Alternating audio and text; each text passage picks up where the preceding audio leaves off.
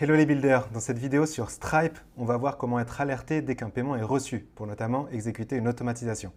Donc on va reprendre l'exemple de notre magazine de paddle et on va envoyer le PDF dès qu'un client fait un achat.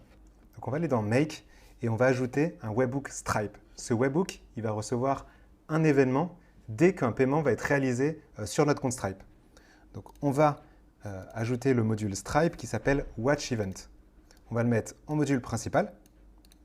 Et ici, on va devoir créer un nouveau webhook. Donc, on va cliquer sur Add. On va l'appeler Stripe Magazine Test. Important de lui donner un nom pour s'y retrouver ensuite. Et on va devoir créer une connexion. Moi, j'en ai déjà une, mais vous allez devoir en créer une. Donc, la connexion, comment elle va se mettre en place? Tout simplement, dans Stripe, vous allez aller dans la partie développeur et dans Clé API. Et dans Clé API, vous allez cliquer sur Révéler la clé de test et vous allez pouvoir copier cette clé et la récupérer. Donc ça doit vraiment rester confidentiel.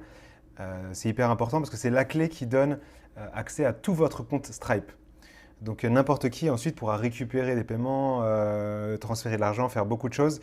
Donc important de la garder bien secrète. Ici, je vais bien sûr la supprimer à l'issue de cette vidéo. Je retourne dans Make. Je vais copier la clé juste ici, Save. Je sauvegarde et là, je vais cliquer sur le groupe Checkout Session Completed. Ça veut dire qu'en fait, ce webhook, il va recevoir des alertes, des événements, seulement pour les paiements validés. Okay, on a le choix parmi tous ces événements. Il y a beaucoup d'événements dans Stripe. Nous, le seul qui nous intéresse pour le moment, c'est Checkout Session Completed, quand il y a un paiement qui a été validé. Donc, on va faire sauvegarder et on a notre webhook qui va fonctionner. Donc, on va pouvoir faire un test tout de suite. Par exemple, je vais activer mon webhook ici, pour mon scénario. Et je vais passer un paiement. Donc, du coup, je peux passer un paiement, par exemple, dans les liens de paiement que j'avais créés. Je vais en sélectionner un. Ici, donc c'est le numéro 1. Hop. Je vais ouvrir le lien de paiement. Et ici, je vais remplir le formulaire de paiement. Mon formulaire est rempli. Je vais pouvoir valider. J'ai le message de confirmation. Et ici, je vais aller dans mon scénario Make. Et j'ai bien reçu un événement. Et là, en fait, j'ai un objet ici avec plein d'informations, notamment le total en centimes, 200, c'était 2 euros, la monnaie, et je vais avoir aussi le payment link qui a été utilisé pour ce paiement. Donc j'ai l'ID du payment link. Et ça va être intéressant parce que grâce à ça, je vais pouvoir aller récupérer les informations de mon lien de paiement et de mon produit. Donc, je vais vous montrer ça dans l'exemple qui est déjà fait. Donc, j'ai exactement la même chose qu'on a mis en place ici. J'ai le webhook.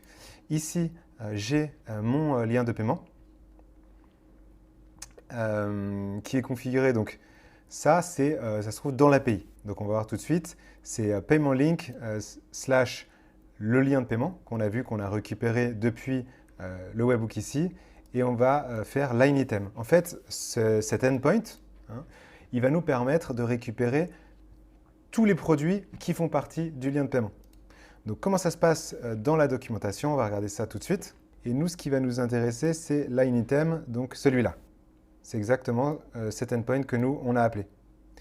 Et on va pouvoir récupérer plein d'informations, notamment, là, on le voit ici, le prix de chaque produit.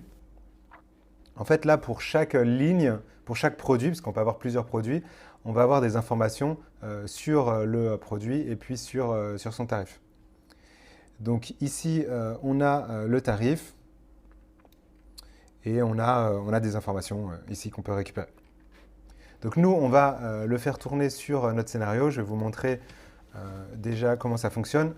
Je vais faire un paiement et on va recevoir directement toutes les informations. Donc là, je viens de faire un paiement de test.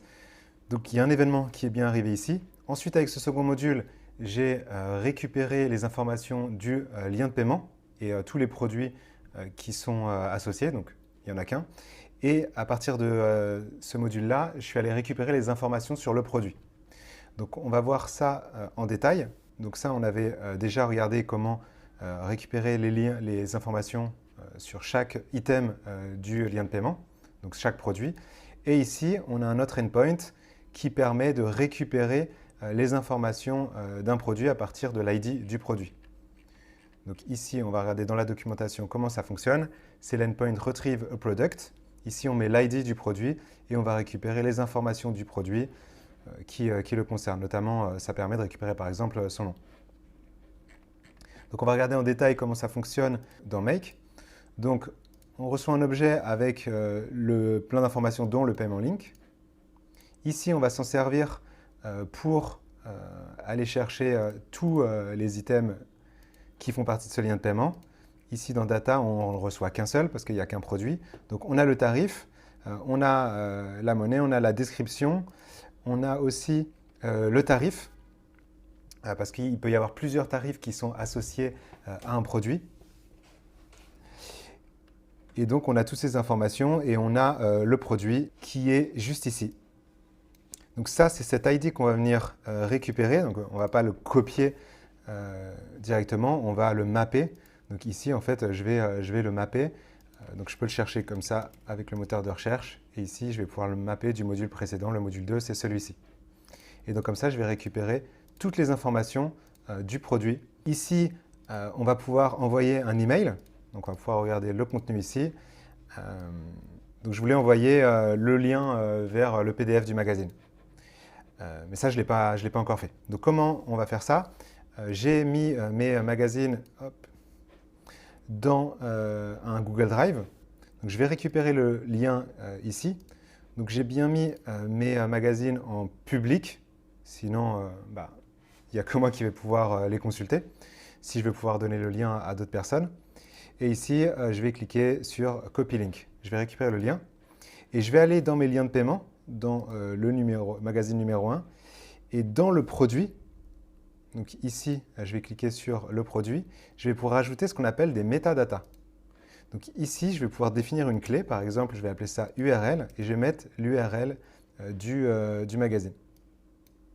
Je fais enregistrer et je vais faire la même chose, bien sûr, pour le magazine numéro 2, puisqu'il a une URL différente. Il faudra récupérer ici le magazine numéro 2. Et une fois que ça, c'est fait, on voit que quand on va recevoir la confirmation du paiement, on a normalement ici les métadatas.